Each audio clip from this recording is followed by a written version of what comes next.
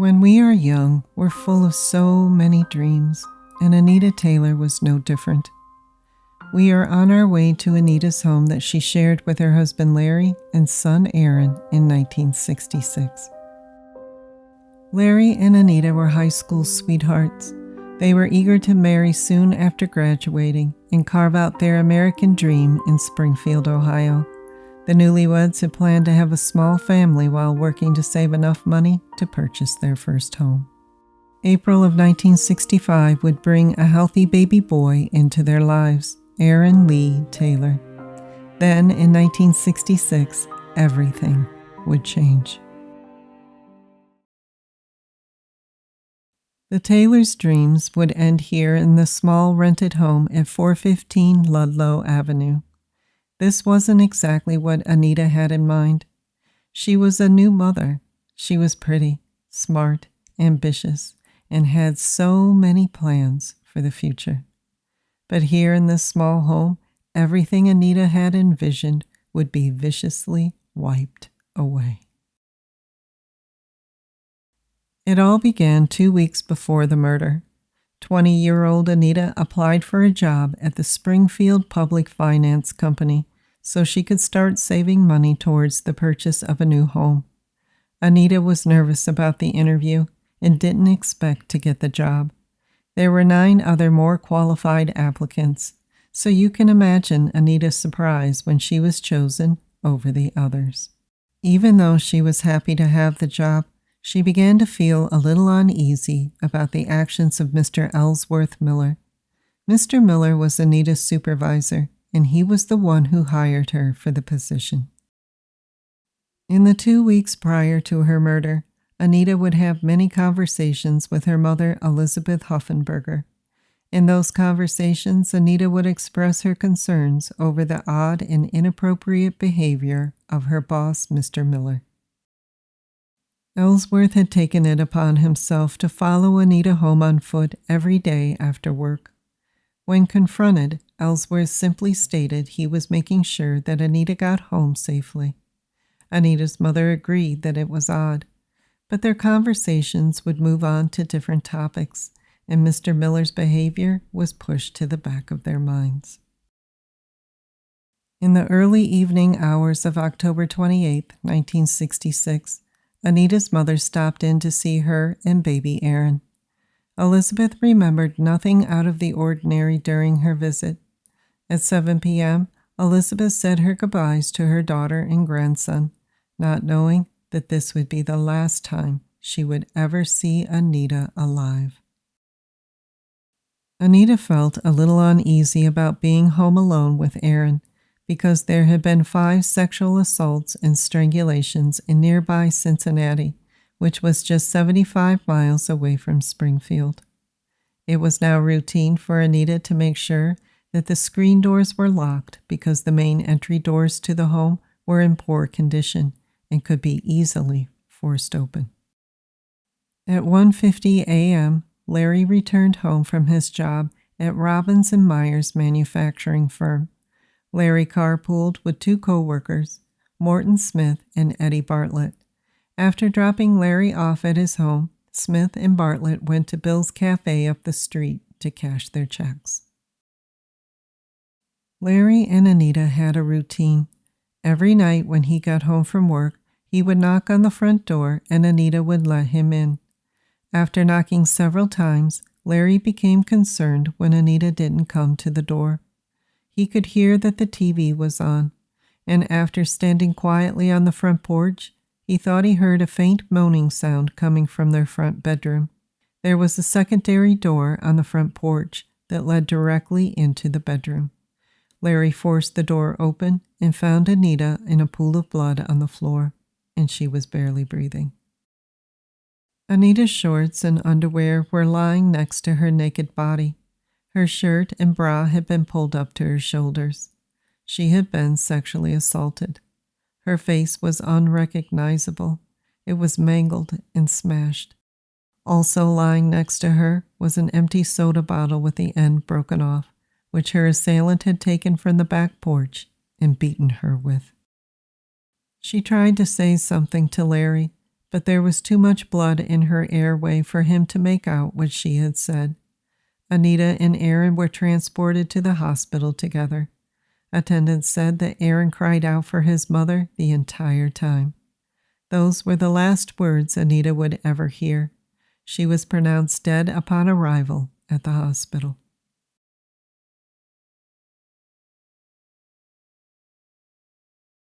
Detective Captain Francis Schaefer's investigation of Anita's case turned up these details. Friends and neighbors reported that there was no evidence in Anita's life that pointed to a reason for the slaying.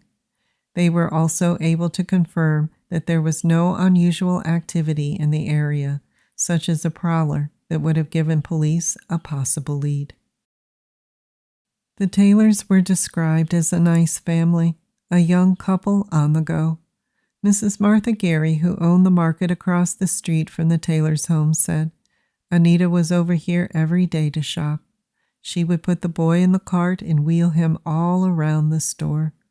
Many neighbors were now frightened and considered moving out of the neighborhood. Upon further investigation of the crime scene, detectives found the rear door of the small one-story home ajar. Captain Schaefer surmised that the killer forced his way in through the back and exited there as well. A bloody palm print was found on the back porch light bulb, possibly from unscrewing the light to mask his escape. It's believed that once the assailant made his way into the home, he began beating Aaron first. Using herself as a bargaining chip, detectives theorized that Anita may have said, "Do whatever you want to me. Just leave my son alone." This would have explained why neighbors didn't hear a scream or a cry coming from the home. Anita kept quiet, believing this would save her son. Captain Schaefer stated, "The condition of the pool of blood in which Mrs. Taylor was lying suggested that the attack occurred only a short time before her husband arrived home." He went on to state that not only did she suffer a sexual assault, but her body bore the mark of a sadistic beating. Anita's face had been disfigured, and you could clearly make out a shoe print on her neck and face. Schaefer said the death blow was inflicted when the killer stepped on Mrs. Taylor's neck. Sifting through the evidence at the scene, detectives felt it was likely that the assailant believed that he had killed Aaron, and that he had picked the battered child up off the floor where he had left him during the assault of Mrs. Taylor and put him back in his crib on his way out. It was also noted that Aaron's face bore the same shoe print that was found on his mother's face. Bloody shoe prints found at the scene were small in size. The assailant's shoe size was an 8.5 or 9. Unidentified prints were also collected. A total of 27 bags of evidence were collected and sent to BCI to help assist local law enforcement. It was Captain Schaefer's opinion that Anita's assailant wasn't a stranger, and robbery wasn't the motive. Anita had cashed her first check from the finance company, and the money was found on the television set. Anita's jewelry was also found undisturbed. Schaefer was quick to point out that the assailant was very brazen. He struck within a stone's throw of a lighted cafe and a fire division engine house across the street. Clark County Coroner Dr. George P. Anderson reported that Anita's death was caused by aspiration of the blood in her lungs due to face and neck wounds. Weapons listed were a soda bottle, hands, and feet. Fingernail scrapings from Anita did not produce significant information.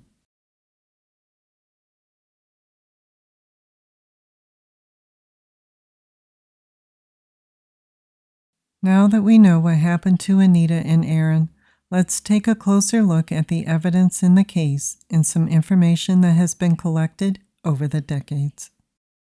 The actions of Anita's supervisor, Ellsworth Miller, are odd to say the least. The finance company where Anita was employed is marked on the map, and this is one possible route that Anita may have taken to her home on Ludlow Avenue. According to Anita, Mr. Miller would follow along behind her on her way home. The fact that Ellsworth hired an inexperienced person to fill a position that other applicants were more qualified for, and then followed that employee home after work every night, certainly raises some red flags. There is no mention in the police reports that Ellsworth Miller was ever questioned. A bloody shoe print found at the scene was a smaller size shoe for a man. This chart shows the average height for a man with that size shoe. It's possible that the height of the assailant we are looking for is 5 feet 5 inches tall to 5 feet 6 inches tall. Captain Schaefer said he believed the assailant wasn't a stranger to Anita, which leads us to the point of entry. The police found the back door ajar when they arrived. So did Anita see a familiar face and let him in, or did the assailant know that the doors to the house didn't close properly and could easily be forced open? We know he exited here because he left a partial bloody palm print on the back porch light. This is the back of the property facing Ludlow. It's quite possible that the assailant ran this way out to the street and then disappeared. Anita's husband, Larry, arrived home at 1:50 a.m. Upon hearing a soft moan, Larry pushes his way through this door that I have circled. Larry finds Anita's battered body on the bedroom floor. He tells police that he panicked. He looked to see if the assailant was still in the house, and then he ran down the street to get help from his friends.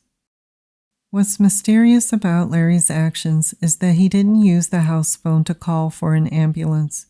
He didn't run across the street to get help from the firehouse. Instead, he ran down to the cafe to get his friends. A police report states that Larry and his friends were standing outside on the sidewalk when help arrived.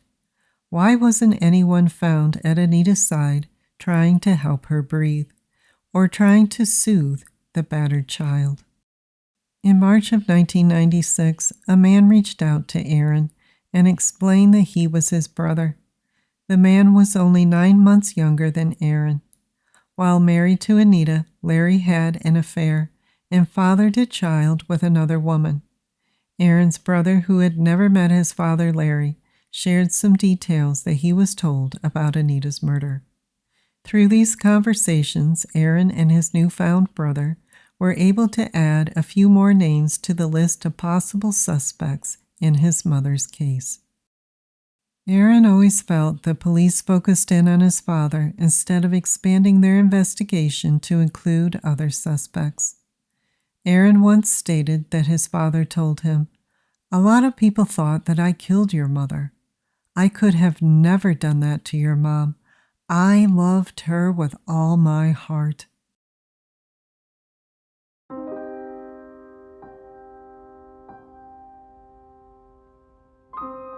Tragedies cause an unrelenting ripple effect in the lives of those left behind. Anita's death profoundly impacted those who loved her most. Elizabeth Huffenberger never recovered from the loss of her daughter. She could barely rein in her emotions at just the mention of Anita's name. Marshall Huffenberger said this about his daughter: "She was a very nice girl, and everybody liked her. I just can't think of any reason why a terrible thing like this would happen." Larry Taylor was just 21 years old. He was a single father and found it hard to work and take care of his small son. Eventually, he sent Aaron off to be raised by Anita's parents. Larry remarried and started a new life that didn't include Aaron. 11 years after Anita's murder, Larry died in a motorcycle accident. Aaron Taylor made a full recovery from his injuries that he sustained that horrible night on Ludlow Avenue. He grew up surrounded by the love of his grandparents, but he carries what happened on October 28, 1966, with him always. Aaron says that there is no such thing as closure. He just keeps moving forward. He has never stopped looking for his mother's murderer.